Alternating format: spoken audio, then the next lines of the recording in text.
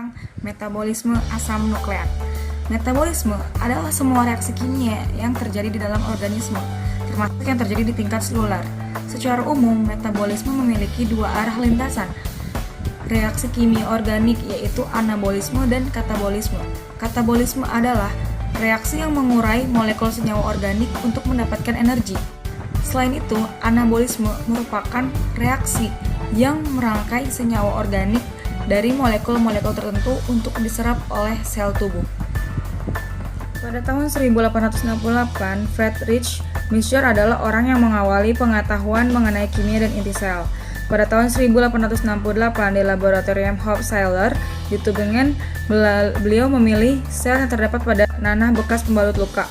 Kemudian sel-sel tersebut dilarutkan dalam asam encer dan dengan cara ini diperoleh inti sel yang masih terikat pada sejumlah protein. Dengan menambah enzim pemecah protein, ia dapat memperoleh inti sel dengan cara ekstraksi terhadap inti sel diperoleh suatu zat yang larut dalam basa tetapi tidak larut dalam asam. Kemudian zat ini dinamakan nuklein, sekarang dikenal dengan nama nukleoprotein. Selanjutnya dibuktikan bahwa asam nukleat merupakan salah satu senyawa pembentuk sel dan nukleat adalah biopolimer yang berbobot molekul tinggi dengan unit monomernya mononukleotida. Asam nukleat terdapat dalam semua sel dan memiliki peranan yang sangat penting dalam biosintesis protein.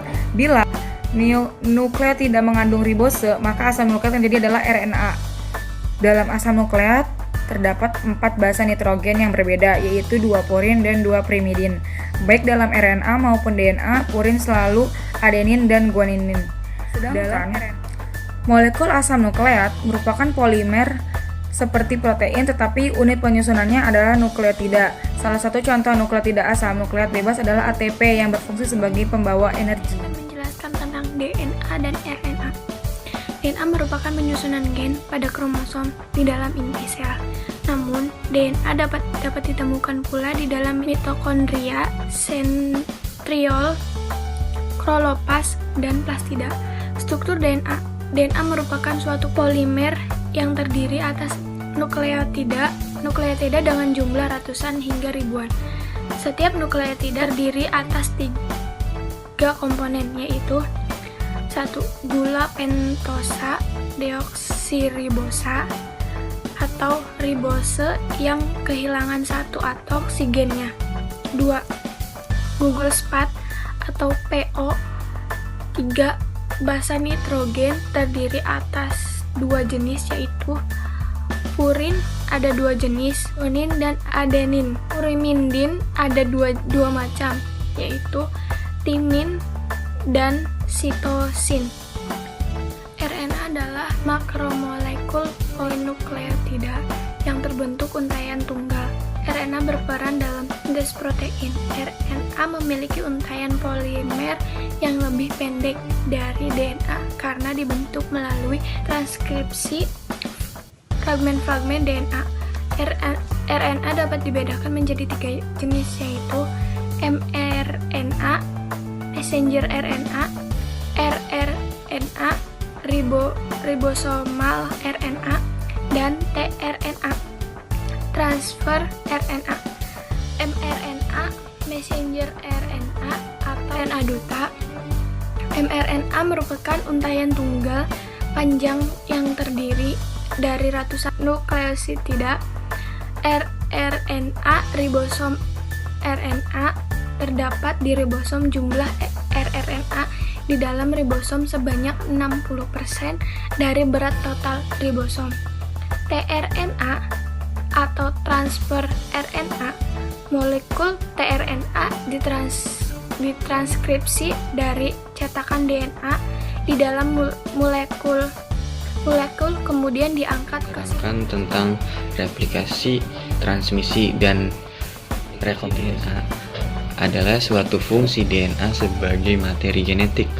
Pada sebagian besar organisme adalah harus menyimpan informasi genetik dan dengan dapat meneruskan informasi tersebut dari induk kepada keturunannya. Generasi ke generasi, fungsi ini merupakan fungsi genotipik yang dilaksanakan melalui replikasi. Ada 3 cara teoretis replikasi DNA yang pernah diusulkan, yaitu konservatif dan dispersif. Transkripsi DNA. Transkripsi DNA adalah salah satu fungsi dasar yang harus dijalankan oleh DNA sebagai materi genetik. Adalah fungsi fenotipik, artinya DNA harus mampu mengatur pertumbuhan dan diferensiasi individu organisme sehingga dihasilkan suatu fenotipe tertentu. Fungsi ini dilaksanakan melalui ekspresi gen. Yang terhadap pertamanya adalah proses transkripsi, yaitu perubahan turunan basa molekul DNA menjadi turunan basa molekul RNA. Dengan perkataan lain, transkripsi merupakan proses sintesis RNA menggunakan salah satu untai molekul DNA sebagai catatan atau template-nya. Rekomendasi DNA atau rDNA. Rekomendasi DNA adalah suatu bentuk DNA buatan yang dibuat dengan cara menggabungkan atau merekomendasi dua atau lebih untaian benang DNA yang dalam keadaan normal tidak berpasangan atau terjadi bersama. Saya akan menjelaskan tentang sintesis protein dan sintesis RNA. Yang pertama itu ada sintesis RNA. Sintesis RNA itu adalah asam nukleat yang tersusun atas monomer-monomer berupa nukleotida, yaitu masing-masing terdiri atas sebuah gugus fosfat, sebuah gula pentosa, dan sebuah basa protein. Adalah proses pembentukan partikel protein yang melibatkan sintesis RNA dan dipengaruhi oleh DNA. Gen DNA hanya memberikan perintah untuk membuat protein tertentu, sedangkan yang melaksanakannya sintesis protein adalah RNA. Protein tersusun dari dua atau lebih polipeptida. Satu polipeptida dikelola oleh satu gen. Sintesis protein berlangsung di dalam inti sel dan ribosom dengan bahan baku berupa asam amino. Tahap-tahap sintesa protein itu, yang pertama ada transkripsi atau percetakan yang berfungsi untuk menyintesis mRNA, tRNA, dan rRNA, namun hanya urutan basa nitrogen pada mRNA yang menentukan jenis asam amino penyusun protein yang disintesis. Nah, transkripsi itu dibagi tiga. Yang pertama ada inisiasi atau permulaan transkripsi. Nah, tempat menempelnya RNA polimerase pada untai DNA disebut promoter. Nah, promoter itu menentukan salah satu untai DNA yang menjadi cetakan. RNA polimerase mulai membentuk RNA pada titik awal atau start point promoter. Yang kedua ada elongasi atau pemanjangan untai RNA. RNA polimerase bergerak di sepanjang DNA cetakan sehingga heliks ganda DNA terbuka secara berurutan, kira-kira 10-20 basa nitrogen sekaligus. Basa nitrogen pada RNA yang dibentuk merupakan komplementer terhadap basa nitrogen untai DNA sense yang terbuka, kecuali A pada DNA. Untuk cetakan U pada RNA, basa nitrogen T pada DNA ditranskripsi. Triplet basa nitrogen ATG pada DNA akan menyediakan cetakan untuk UAC dalam molekul RNA. Yang ketiga ada terminasi atau pengakhiran transkripsi. Proses transkripsi akan berhenti pada saat RNA polimerase mentranskripsi suatu urutan DNA terminator. Yang kedua itu ada translasi atau penerjemahan kode genetik atau kodon yang dibawa oleh mRNA. Nah, dibagi lagi menjadi tiga. Yang pertama ada inisiasi translasi. Translasi selalu dimulai dari kodon inisiasi AUG pada mRNA yang berfungsi sebagai sinyal start. Yang kedua ada elongasi translasi. Asam-asam amino ditambahkan satu persatu pada asam amino pertama sehingga membentuk rantai polipeptida yang lengkap. Nah, elongasi dibagi menjadi tiga. Yang pertama ada pengenalan kodon. pembentukan ikatan peptida. Yang ketiga ada translokasi. Yang ketiga ada terminasi translasi, yaitu elongasi berakhir setelah codon stop mencapai tempat A di ribosom. Triplet basa nitrogen konsep stop yaitu UAA, UAG, dan UGA yang berfungsi sinyal untuk menghentikan translasi dan tidak mengkode asam amino. Selanjutnya, materi regulasi dan ekspresi gen. Regulasi artinya pengendalian, dan ekspresi gen artinya proses transformasi dan penerjemahan sel.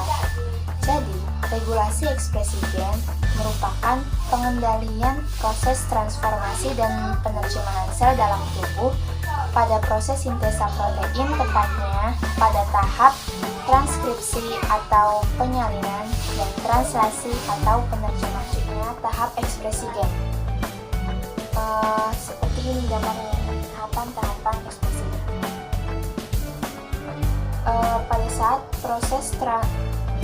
proses transkripsi, salah satu rantai ganda DNA akan disalin dan rantai lainnya akan menjadi template. RNA akan disintesis dari 5 aksen ke 3 aksen. Setelah proses penyalinan salah satu rantai DNA menjadi mRNA,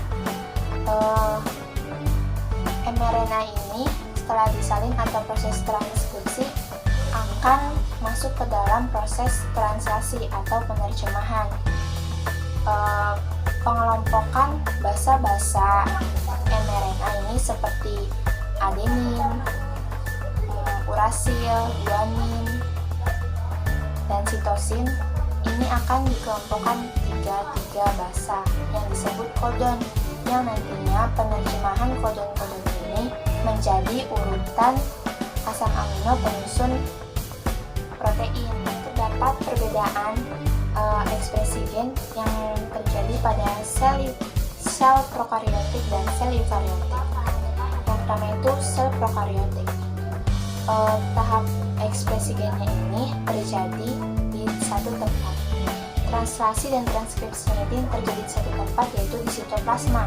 Sedangkan pada sel eukariotik, transkripsi dan translasinya terjadi di beda tempat.